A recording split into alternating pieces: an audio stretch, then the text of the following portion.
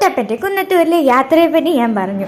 ഇത് പാർട്ട് 3 ആണ്. ഇനി മുത്തപ്പൻ പറശ്ശിനിക്കടവ് തന്റെ വാസസ്ഥലമായി എങ്ങനെയാണ് തിരഞ്ഞെടുത്തത് എന്നാണ് ഞാൻ പറയാനായി പോകുന്നത്.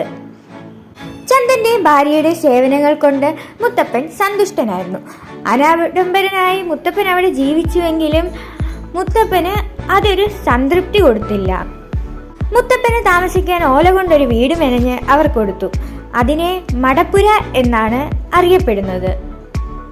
അവർ മുത്തപ്പന് നല്ല കള്ളും മീൻ വറുത്തതും ഒക്കെ കൊടുത്തു. പക്ഷെ കുറെ കാലം കഴിഞ്ഞ് മുത്തപ്പന് ആ ജീവിതത്തിനോട് ഒരു സംതൃപ്തി തോന്നിയില്ല. തനിക്ക് ഇതിലും മികച്ച ജീവിതം വേണം എന്ന് മുത്തപ്പൻ ആഗ്രഹിച്ചു. അങ്ങനെ അവിടെ നിന്ന് മുത്തപ്പൻ വീണ്ടും യാത്ര തിരിച്ചു. ആഡംബര ജീവിതം ആഗ്രഹിച്ച മുത്തപ്പൻ അങ്ങനെ കുറെ കാലം ഒരു വാസസ്ഥലം, തനിക്ക് പറ്റിയൊരു വാസസ്ഥലം അന്വേഷിച്ച് യാത്ര ചെയ്തുകൊണ്ടേയിരുന്നു.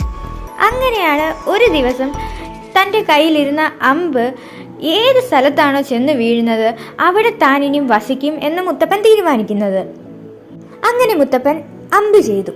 ആ അമ്പ് ചെന്ന് വീണതാവട്ടെ പറശ്ശിനിക്കടവിലും. നല്ലൊരു ഭൂമിയാണ്. ചുറ്റുപാടുകളും മുത്തപ്പൻ ഇഷ്ടമായി. അങ്ങനെ അവിടെ ഒരു മടപ്പുരയാണ് ഉണ്ടായത്. അതിനുശേഷം പറശ്ശിനിക്കടവ് എന്ന നാമത്തിൽ ആ സ്ഥലം മുത്തപ്പൻ്റെ ദൈവചൈതന്യമുള്ള സ്ഥലമായി അറിയപ്പെട്ടു. ജാതി മത വ്യവസ്ഥകൾ ഒന്നുമില്ലാത്ത ഒരേ ഒരു സ്ഥലം നിങ്ങൾക്ക് ഈ കേരളത്തിൽ കാണാൻ പറ്റുമെങ്കിൽ അത് പറശ്ശിനിക്കടവായിരിക്കും. അവിടെ ഹിന്ദുക്കളെന്നോ മുസ്ലിങ്ങളെന്നോ ക്രിസ്ത്യൻസ് എന്നോ അങ്ങനെ യാതൊരുവിധ റീജിയണൽ പ്രോബ്ലംസോ ഇല്ല. ഇപ്പോഴും ഒരു മുസ്ലിം കുടുംബമാണ് അവിടുത്തെ പ്രസാദമൊക്കെ തയ്യാറാക്കുന്നത് എന്നാണ് പറയപ്പെടുന്നത്.